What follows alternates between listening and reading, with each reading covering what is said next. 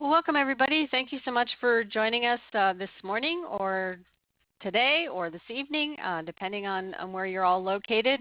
Appreciate you spending a little bit of time with us today. My name is Karen Cooper. I'm Senior Manager of Product Marketing with Spectralink, and I've got a couple of colleagues with me today, Bus Henry, Technical Trainer with Professional Services, and Elliot Ellison, our Director of Product Management for our Enterprise Mobility Services platform. And we're very excited to show you today one of the newest additions to Spectralink's portfolio, and that is AMIE, our Advanced Mobile Intelligence for Enterprises. So we're going to give you a little information about AMIE, and both Bus and Elliot are going to do a nice little demo for you. So first of all, for those of you on the webinar that maybe not that familiar with Spectralink, I'm just going to give sort of a brief overview of who we are, kind of why would you want to enable a mobility intelligence solution. So a little detail around what is AMIE, and then we'll get into the good stuff with a live demo. So just a couple of housekeeping things. We will be showing software, so if you want to make sure your screen is maximized as much as possible so you're able to see different things that we'll be showing you. And then if you do have any questions, we'll probably take questions at the end of the webinar, but you can type your questions into the chat box online here, and we'll take note of that and address everything at the end as we're walking through the demos. So really from the start, Spectralink has been a top industry innovator, and we're really excited that this year we're actually celebrating our 30 years in the industry. And we've had a number of great successes for enterprise-grade mobility solutions, both in the Wi-Fi and DECT enterprise mobility space.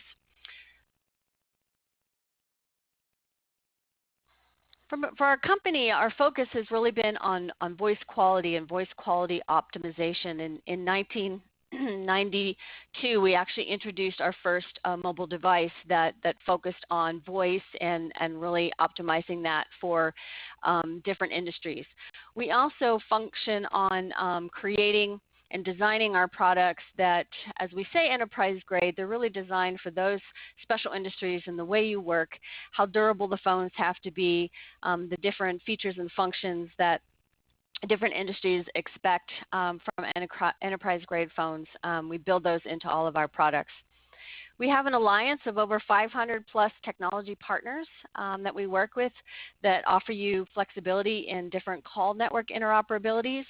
And now as the world obviously is transitioning more to smartphones and different applications that can work on the smartphones, we work with a lot of partners that our phone enables their applications.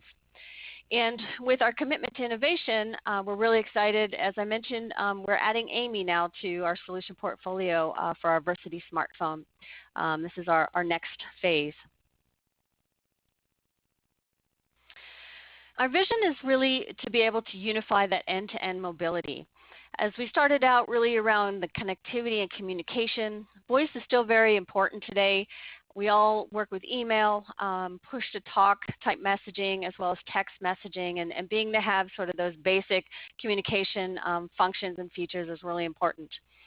We've moved into more of the enterprise applications, some of the data exchange with the invention of the smartphone and being able to do a lot of those workflows and application mobilities on the go with the users. And now, it's very important that we empower the workers and really provide customer insights and allow some visibility into the mobile devices and the networks that they're running on with some analytics. This is a kind of an older statistic from a study that was done by SOTI and VDC Research, but I really think it's kind of pertinent and kind of puts the the reasoning behind having a mobile intelligence solution to be able to look at your devices and see how they're performing. But this study actually showed that one drop connection or a poorly performing application per shift can translate into almost $20,000 lost in annual support and productivity per worker. So if you think about that, every time you lose a call or you can't exchange data or something just doesn't work right, per shift, per worker, you start adding that up, and that can translate into a lot of dollars and certainly a decrease on your return on investment of these mobile devices.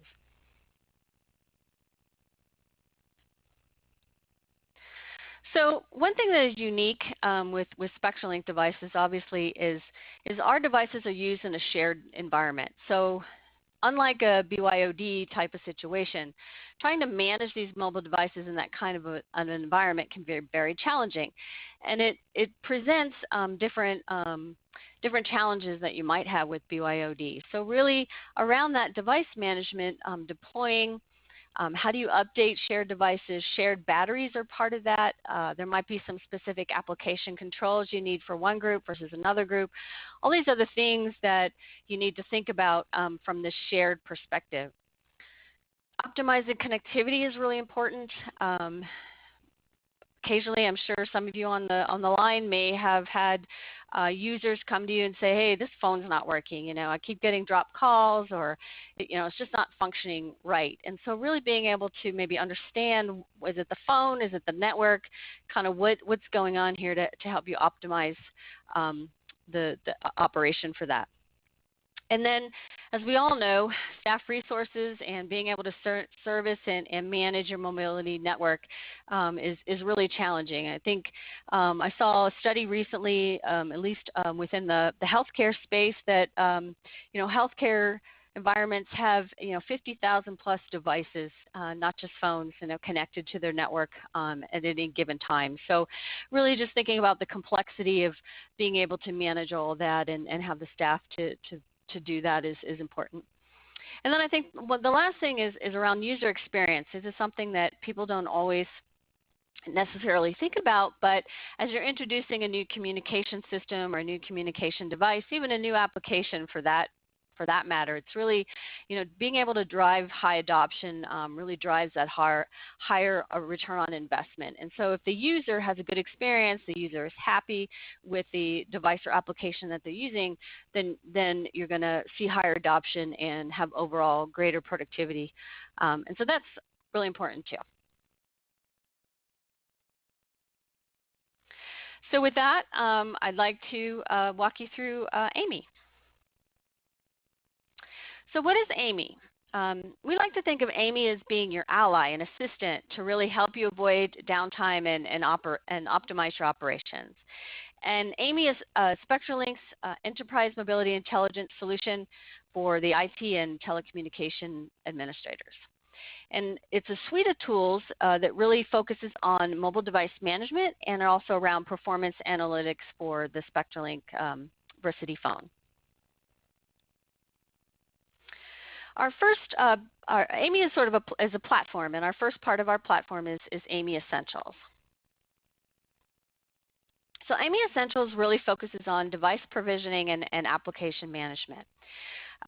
It includes an administrative dashboard, which is installed on-prem, and then a device provisioning and application management client, which is preloaded on the phone so that it can communicate back and forth. And Bus is going to show us in a few minutes what this all looks like. So AMIE Essentials focuses on helping you improve that fleet management, really saving time being able to provision, configure, and updating devices, particularly as it focuses in that shared environment. So our interface is really user-friendly, and it helps to really show those parameters that are most important in configuring our devices and applications. With Versity and with our BizPhone SIP dialer, our AMIE Essentials allows you to provision in a batch deployment type situation versus one phone at a time. So Bus will walk you through that as well. think another good thing with AMIE Essentials is a lot of times you have to take a phone out of service, send it in for an RMA, and but you want to be able to have that same configuration and quickly update that to a new phone.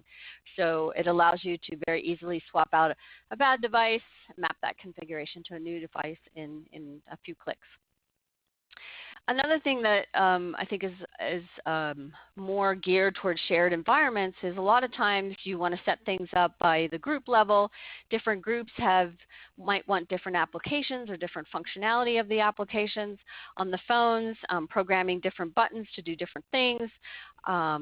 Whether you can use the push-to-talk functionality, various things like that. So sometimes in a shared environment, you have to be able to set these things up very quickly and have them managed for each group or each department or each level that you're operating on. And with that, I'm going to turn it over to Bus, and Bus is going to walk you through some of the device provisioning and application management. Thanks, Karen. Let me just share my screen here. Okay, so this is our AMIE Essentials platform here, our device management solution.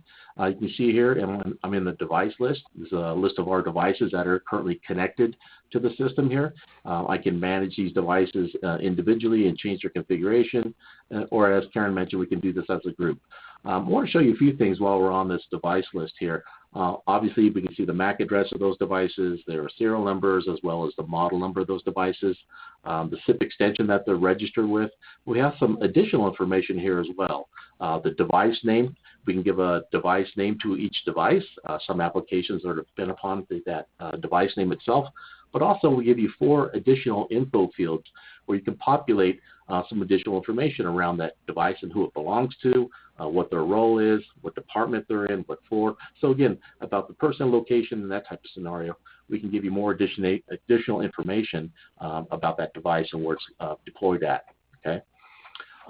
So with that, I want to show you that those 4 devices, or those 4 info fields, can be easily populated. So you can imagine if you had to go into each device configuration and populate this individually one by one, it might take some time.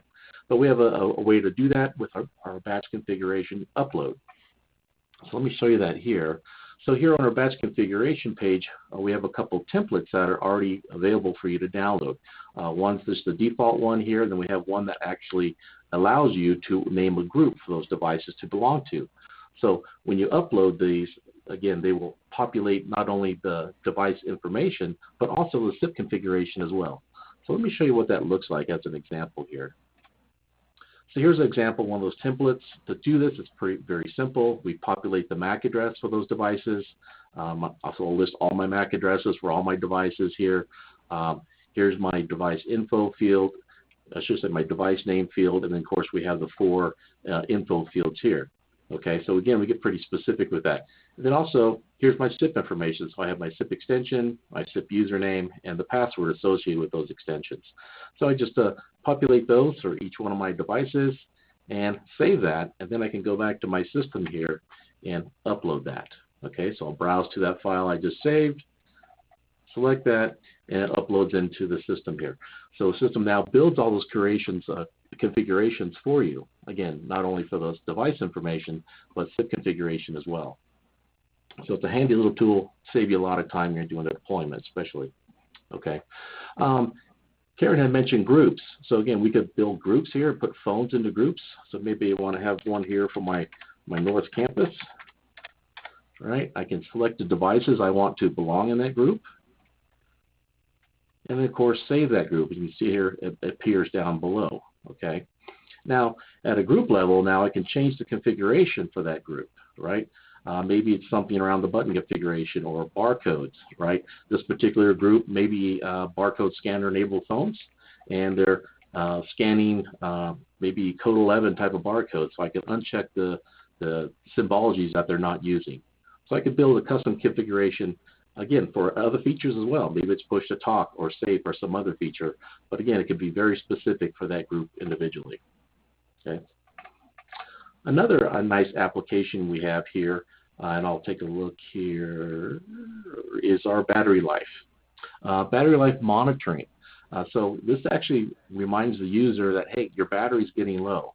So you can see here when this is enabled, we can give a vibration for that user as well as a sound, play a tone for them. Again, so we have some thresholds as well. When that battery reaches these thresholds, either 15 or 20%, we send that notification to that user, hey, it's getting close to time to change your battery. Now the user has the option, they can actually put the phone in a snooze mode, say remind me in a little bit, kind of we're all familiar with the snooze mode on our alarm clocks, right? We have a range here of 1 to 5 minutes that we can configure for them. Also, we can configure different tones to be played when that notification goes off. Okay, so you got some flexibility here. So again, nice reminder to have a user change the battery. Additionally, we have the buttons configuration application where we can configure different button layouts from the default. You can see here from the left button, it's designated now as the scanner, right button as a push to talk, but I can repurpose those assignments of those buttons. Maybe I say, no, I have a left-handed user and I want to use the right button as the barcode scanner, so I can make those changes there as well. Something that we've added recently is the ability for the user to make those changes on the device itself. Now, to do that, obviously, I just simply check off the box here. But maybe as an administrator, I say, you know what, I want to lock these down in their current configuration. I don't want the user to have that ability to change it on the device. Okay, just simply uncheck that. Another nice feature here is we can actually map a button to an application. So maybe it's something like Spectralink .scan, right? Or whatever your application happens to be. So when they press that left button, it'll bring up that application. So again, some nice new features here with the button application itself.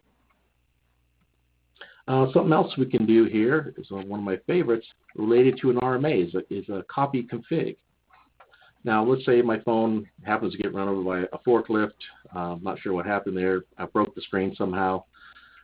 Instead of having to reconfigure a device from scratch, I can, with this tool, select my device and then select a new device, my spare device I put on the network, and it's also communicating to the system here. So I'll select that device that I want to move my configuration to. We give you some additional fields down below here where you can select a description of why we're moving this configuration. Like maybe I broke the display, right? And then by hitting the copy config button, it moves my configuration from my source device to my target device with one button click. So that's actually pretty handy. Again, it saves you time. You don't have to go back in and reconfigure a device from scratch, right? So one button configuration move. Nice handy tool there. I also wanted to touch on some of the logging capabilities. In particular, our advanced debugging capabilities. So this come in particular handy when we're doing some troubleshooting. So we can, you guys probably know already, when a device is managed by the server here, by our AMIE Central server, it's impossible for the user to make those configuration changes within those applications, those Spectralink applications. They're grayed out, okay? Now, for troubleshooting purposes, you can select that device and say, you know what, we'll allow that configuration change to take place just for this troubleshooting effort, okay? Along with that, I can capture bug reports, capture network traffic to be played back later, maybe in a tool such as Wireshark. I can also capture logcat. You folks in the Android world know what these different types of captures are. Also, related to our individual chipset here for Qualcomm, we could do some Qualcomm chipset logging related to audio in networks, or I can get some specific related to the audio, network traffic, or WLAN. So again, we can do different traffic captures here related to those different areas. Now, of course, the phone will store these captures internally in its memory, but obviously that's limited. At some point in time, we're going to run out. So we use a first in, first out type of scenario. So the oldest one will get deleted so we can create a new one. But optionally, you could actually point and push off that capture file off to a web server. So once the phone closes the capture file, it will send it up and push it to that server, right? So you don't have to worry about storage and capacity on the phone. So another nice feature there. Let's take a look at the sys updater. So this is the process that we do to update the software on the device, right? So we can optionally, first after we download the configuration file, I should say after we download the software update file, we'll tell the phone here to force a reboot. So once we download it, we force the reboot. This is what applies the actual software update to the device. Okay, so it's a good idea to have that checked off there. If we have an LTE model phone, maybe we want to send that download file over the metered network, right, as an example, right? So we can check that off as well. But just remember that the Essentials server here does not house or host that software. We actually point the phones off to a web server where that software resides. Okay, pretty simple. Put in the server address. You don't need, if you're using a domain name here, you don't need the HTTPS in here, for instance. Put in the port number and then the relative path, right? Since mine's in the default directory, I'll just specify the file name of the software, right? Different protocols are supported, HTTP as well as HTTPS for secure communication. And then polling interval. You have SAM control or on boot. We'll have the phones check for a software update on boot or just periodically in the background. But we do recommend using the SAM only, that way you have more more manageability over when those software updates take place. A new feature's been added here, revert to last upgrade. Yes, Versity does have 2 partitions, so it will obviously run the current partition and software in that partition, but also the previous version that was run on that device. So you could revert back to that last partition, that last software update that was running on the device, but just be aware that if you do that, it restores the phone back to factory default, so you will have to do a reconfiguration. So once I have my software update ready to go, I just trigger update here, click on this, trigger OTA, and that's what triggers the whole process. So again, as a management tip, you might want to do a group of devices at a time or a few devices at a time. Probably don't want to do that enterprise-wide. Okay, one more thing here is VQO. I think we're all familiar with the VQO technology that's built into the Spectralink devices for voice quality optimization. We also have some things around here related to Wi-Fi that we can tweak as well for voice quality optimization. So we have this one here, option here for avoid low RSSI threshold. Now this is when the phone is in standby mode, not when it's actually doing a roam and on a live call, I should say. Okay. So the default is neg 67. So this is the point where we're going to start looking for another access point. We'll do that scan in the background for another access point. Now, depending upon your site survey, you may need to tweak that a little bit, but we give you that ability to adjust that one way or the other, depending upon your deployment type. Okay. Additionally, we have auto band selections here. If you're running a network that has both 2.4 gig and 5 gig, we can deselect one or the other. If we're only going to run a 5 gig network, you can do something like that. Additionally, we have some nice channel alignments down here, so we can actually define all the channels that are used in our environment. Let's say I have all the channels for 2.4 and 5 gig enabled, but I'm not using DFS channels. So I can deselect those channels for DFS and only use the ones that are non-DFS channels. So this is another one of those little tweaks that you can do to make it a more high-performance scanning when it comes to roaming. So you guys are all aware when the phone does a DCA scan for available APs, it goes through every single one of the channels that are enabled. So this is one of those little things where we can cut that time down a little bit by scanning only the channels that are used in our environment. Okay, I think with that, I'll finish up with the AMIE agent, which Elliot's going to talk about here in a minute. So to configure the phones to communicate with that AMIE gateway, it's pretty simple. We just enable the gateway here, and then of course put in your gateway address. So whatever that happens to be, my AMIE gateway. Put in your gateway address here. We also have some optional parameters here for, again, uploading that data over a metered network. Then we have different metrics, frequencies that we can select here for network as well as device and battery. So the default is 15 minutes, but you can have option here to select different intervals for that upload to take place. And of course, since this is a secure communication, we would paste in our certificate here for that secure communication. With that, I think that's all I've got to present. I'll turn it back over to you, Karen. Great, thanks, Buzz. Appreciate that.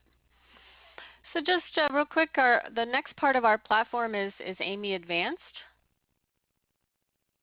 And AMIE Advanced is really focusing a little bit deeper now than device management and application management. This really goes more into device health and call performance monitoring. So we're going to be looking at things like battery health, device utilization, alerts and alarms, and some of the performance around call quality that Elliot will walk you through here in a few minutes. So this includes an administrative dashboard. It's a web portal, and as Bus just showed you, the AMIE agent is an application that is preloaded on the phone. So AMIE Advanced is around operational transparency, really allowing you to be proactive around resolving some of these device issues before they happen. And so if you look at this wheel here, some of the questions that get asked around, like, what's really going on with my phones? Some of the things that you might be thinking about is, do my batteries need replacing? Are there any phones missing? Do I need more phones? How are my phones performing? Where was the device last used? Who was the person who had that device? Various things like that are all questions that, as we talked about earlier, in a shared environment are all things you need to be managing and to be able to look at to proactively handle any issues that may come up. And so with that, I am going to turn it over to Elliot to show you AMIE Advanced. Thank you very much, Karen.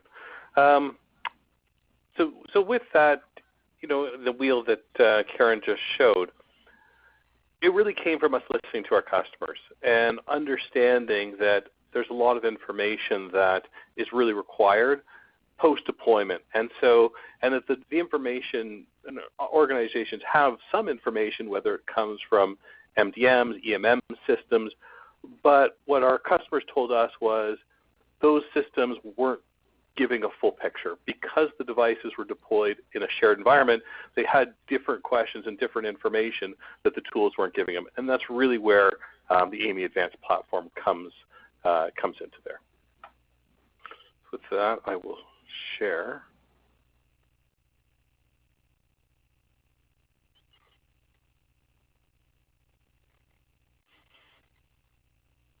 Okay. So this is the AMIE Advanced platform and our console. So as we log in here, we see the main dashboard. And in our system, this is a system we have set up as in our office in Boulder, Colorado. We have 36 phones, 81 batteries, and 2 locations set up here. Normally you'd see call performance. Unfortunately, due to the coronavirus, no one is in our office to make calls right now, so the call performance is 0 because no open call has been made today or yesterday. But normally this would show you the call performance for your fleet and the previous day's call performance and any kind of change one over the other. The system doesn't have any open alerts, but if there were, the open alerts would show up here, the number of open alerts on our map. And below this, we have some widgets here for battery status and device status. Under the battery status widget, we can show batteries which are good, ones that have a warning. Those are batteries that will need to be replaced soon, and batteries that need to be replaced. And as you can see here, as I mouse over this, we can see we have 4 batteries currently that need replacing. In both of these as well, we show how many of the devices have checked in the last 24 hours. So 2% here, and 5.56% of our phones have checked in the last 24 hours. And that is because we've actually brought the system down yesterday to make some changes and some modifications, but I'll have it back up later today. Under device status, we show here active, out of contact, and spare devices. And so as part of the system, spares and spare management is one of my personal favorite features of this the system. Spares allows you to add spares into the platform by their serial number. Those could be spares that are sitting in a closet. Eventually, at some point, that spare will be pulled out of the closet and put into use.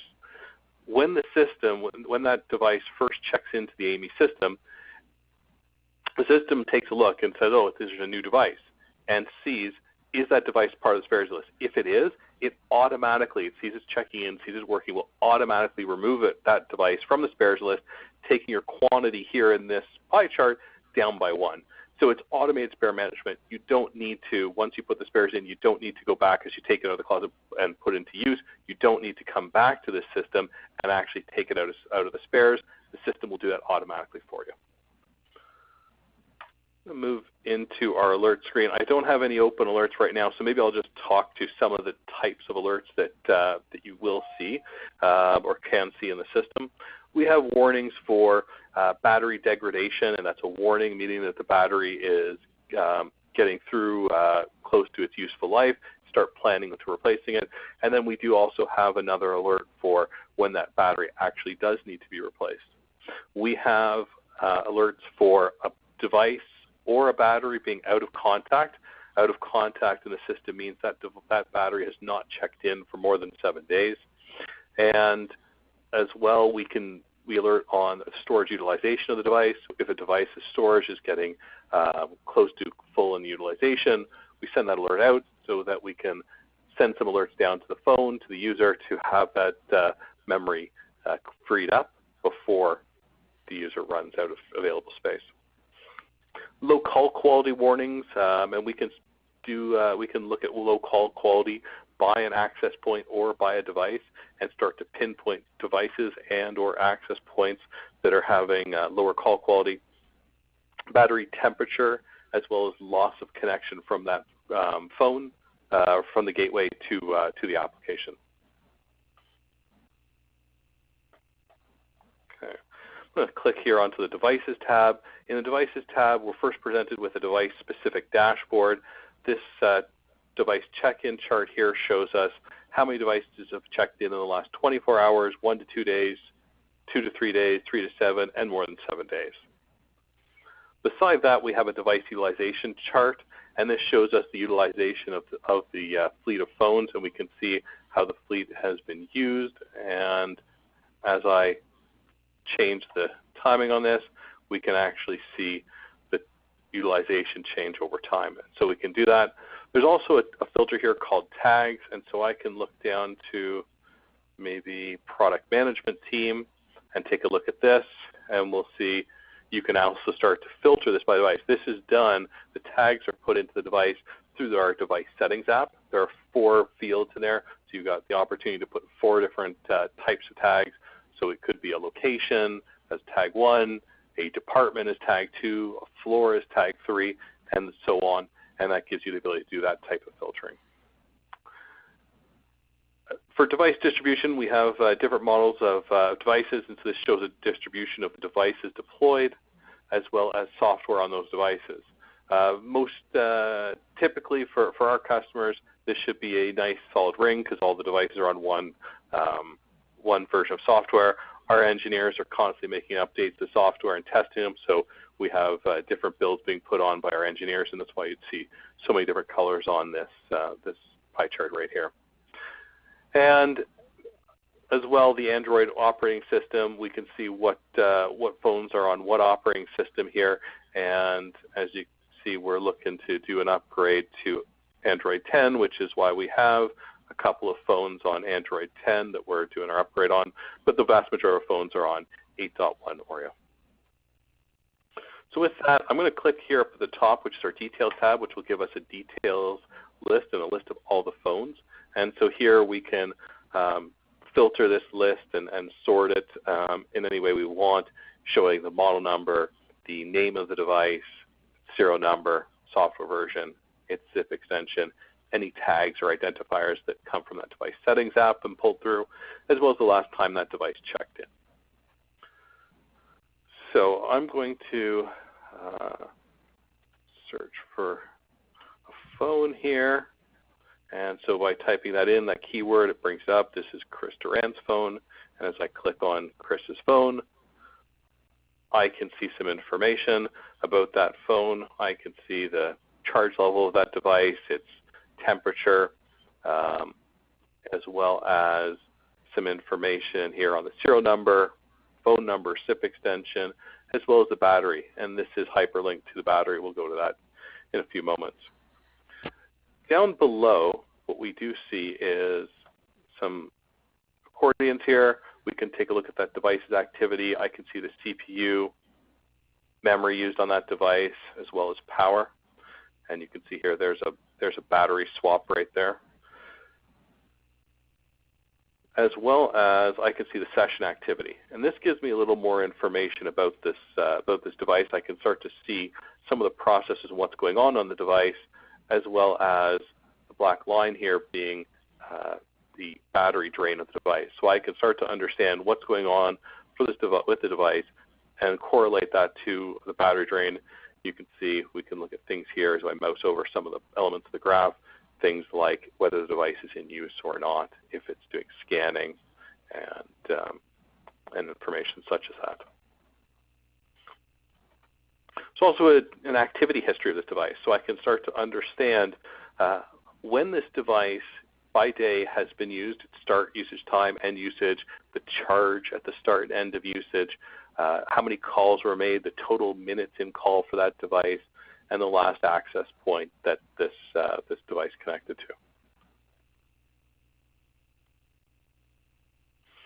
to. And maybe I will switch over to another device. I'm going to look at this device and start to look at the call history. And call history, I find this is something that we're, as a group, we're very proud of and what we put into this. This shows us the call history for each device, and if I look at the connected APs, what this will show me as I click on view here, this was an 80-second call, and I can see here that over those 80 seconds, this phone roamed between 5 different access points. And so I can see these access points here, I can see the names of those access points, the network it was on, and as well a call score. This call score is called a MOS score, it's mean opinion score. This is a standard and used by the ITU, International Telecom Union, to define voice quality for voice over IP calls. It's a score between 0 and 5. Anything above 4 is considered to be a good call, and anything below 4 is considered to be poor audio, poor experience for the user. So what this shows us at the top here is we can see the call quality score for this call. We can see then it broken down to the time on each access point and a score given to each access point. And as we go forward, what I will show you is we take all of these segments of each call and do a weighted average on those scores to actually start to score our access points and find out which access points within the network are performing best for call quality. So that is, and then if we want to start to take a look at the specific call and call quality for that call, we also have this chart that you can look at. Up in the top, this gray shows the timeline. This is the first access point of the 5. At this duration point in the call, we switched over and handed off to a new access point. There's the 3rd access point, 4th, and 5th. That's the final access point.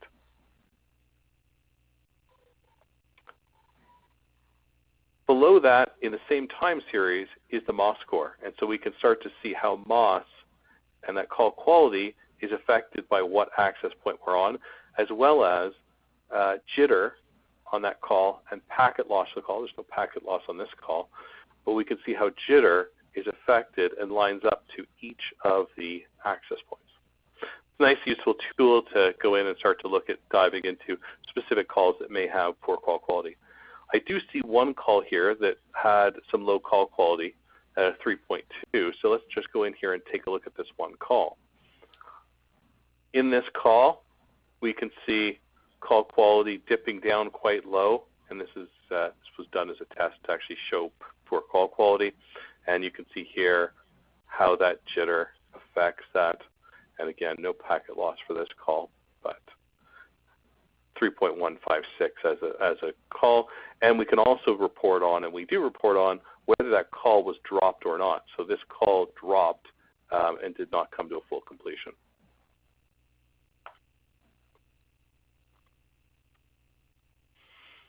Okay.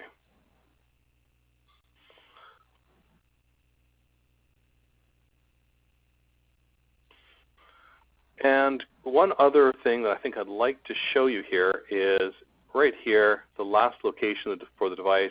It's also here under the action buttons for this. So if we do come to the last location here, it does bring up, this is a floor plan of our Boulder office. it shows the last location, and there it is, AP2. This is our AP close to our lunchroom, and this is where the phone last connected from. And we can see it last connected today at 12:35, so almost 10 minutes ago.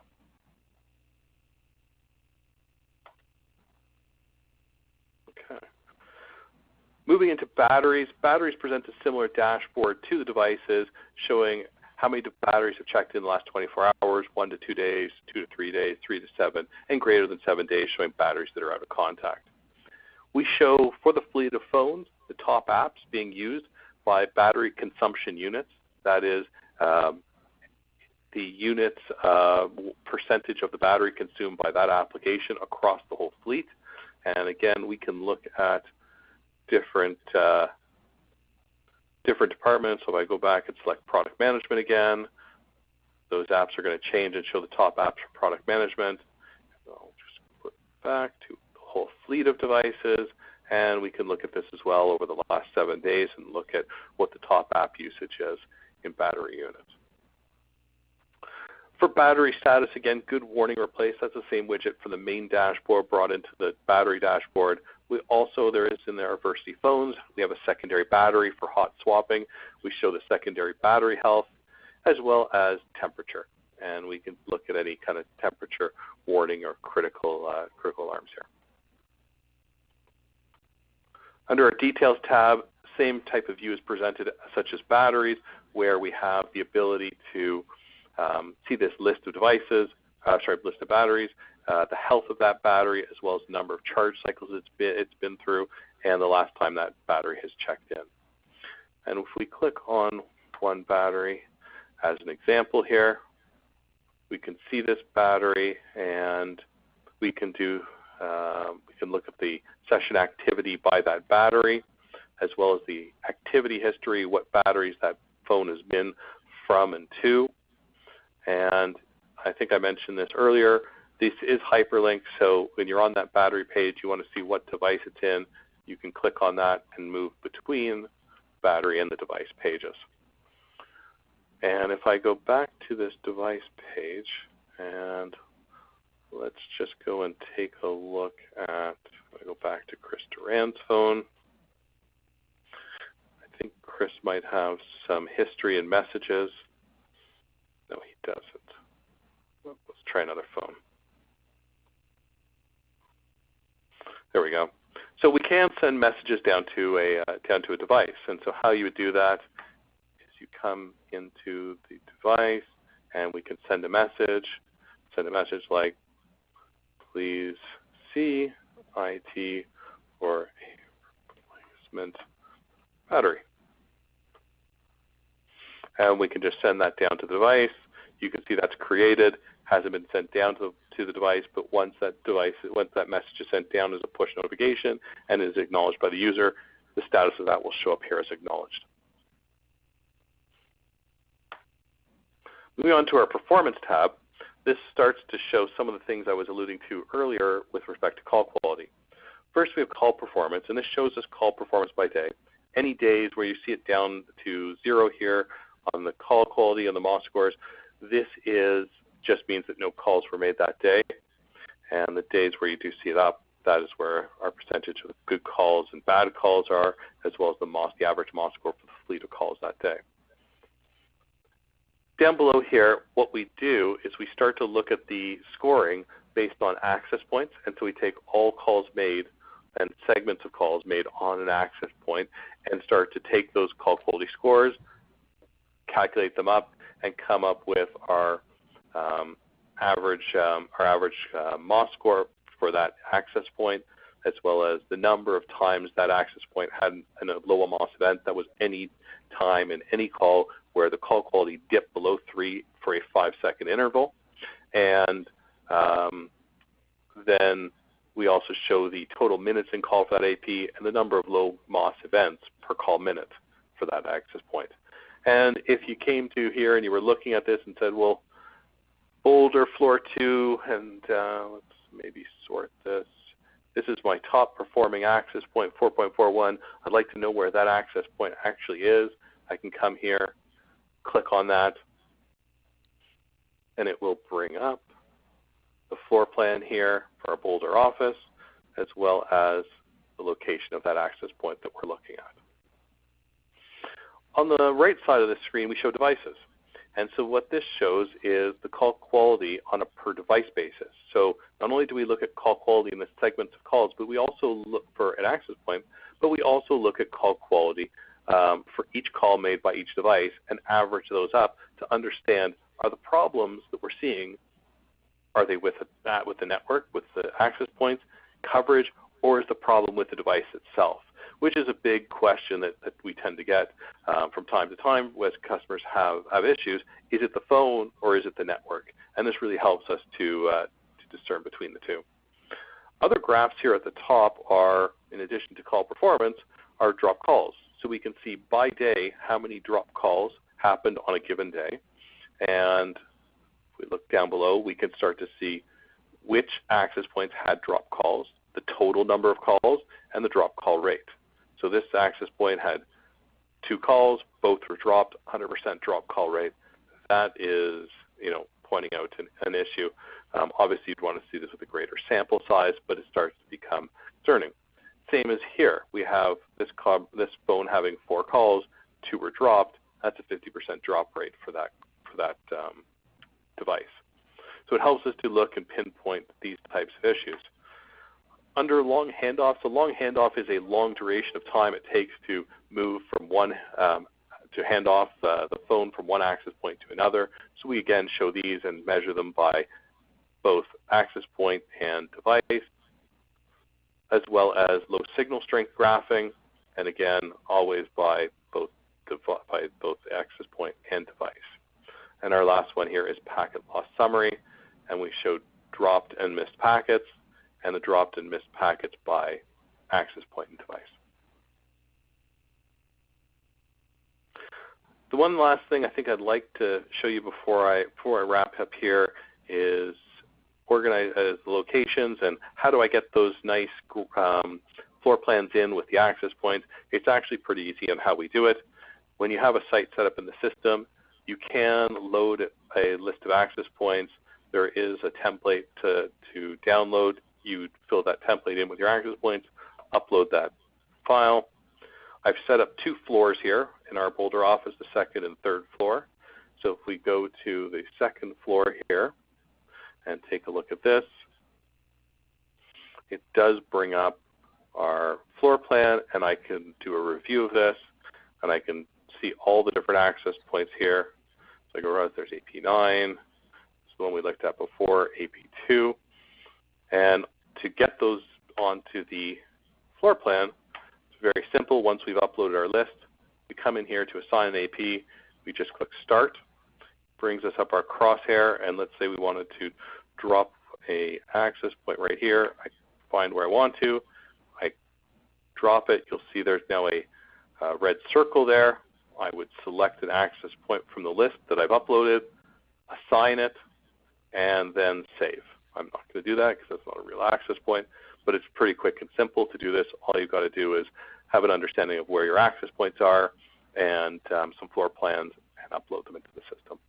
If you don't do this, this is an optional feature, so if you don't put this in, it's not to worry. It will just give you the BSS ID of an access point that can be cross-referenced in different tools. If you have Cisco tools that you're running for Wi-Fi, you can do that. And maybe I'll show one other quick thing here, and that is licenses. If you've decided you want to expand by some more phones, very simple and easy. Grab a new license, drop your license key in, and we'll load in new licenses. I was mentioning right at the top of this about spares, so I'm going to flip here to our spares list. I don't have any spares loaded, but I could add a spare, just the serial number and model of that spare. It comes in, it gets added to the list of spares, and once you do that, if that phone ever begins to start to be put into use, checking into the AMIE platform, it will automatically be taken off the list. Again, no need for any manual intervention to do that. As devices are removed and you retire devices, we also keep that information for you as well. If you want to look back and see when a device retired, why it was retired, there is that retirement history. So I can see here under our pre-alpha location, there are 2 devices retired, and I can come in here, see that the serial number of that device, it was auto retired because it was out of contact for more than a month. And so it automatically takes it off and frees up a license for a new device. These devices can also be manually retired. Go in, select the device. There is some actions to select the device and retire it, and that's very simple to do. I'll show that right quick here. I'll take my device, and if I wanted to retire it, all I've got to do is come here, click on retire, and I would retire the device. I'm not going to do that because I don't want to retire my device. And that's all for me. So Karen, back to you. Great, Elliot. And we have a few minutes for questions, but do you want to show them the report that they can also produce to be able to send to their management? For sure, thanks. So the system does produce a monthly report. So if you aren't going in the system, a monthly report is auto-generated and emailed out to a distribution list, which you can set up within the tool. And this is what that report looks like. Here's our March report. You can see here we had 99.78% call performance, good call quality within our environment. Summary as of March 31st of number of out-of-contact devices, batteries, some other things here. Safe alarm pushes, how many drop calls we had, minutes in call, our utilization for our fleet over the month, as well as top apps, and then each of the performance charts done over the month. You can see here the call performance summary, drop calls, long handoff chart, low signal strength, as well as packet loss. And that is, like I said, sent out automatically every month. Great. Thank you very much, Elliot. And we do have a few minutes left here, so if anybody has any questions, feel free to type them into the chat window there, and Wes and Elliot will be happy to answer any questions that you have.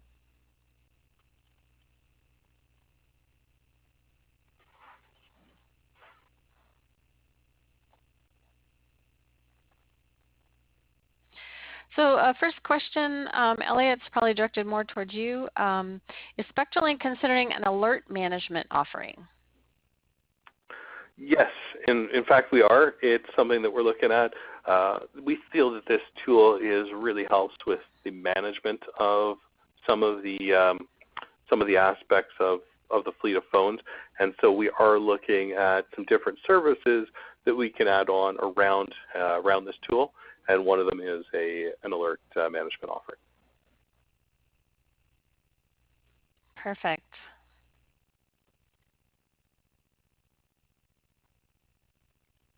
Any other questions?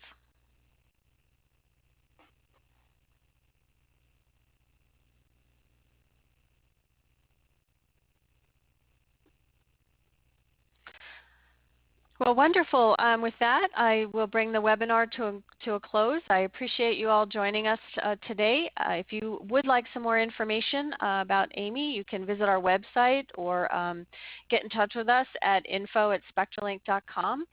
And this recording will go out to you for everybody that attended. So as soon as it's available, we'll make sure that you get a copy. So again, thank you very much for joining us, and I hope you all have a great day.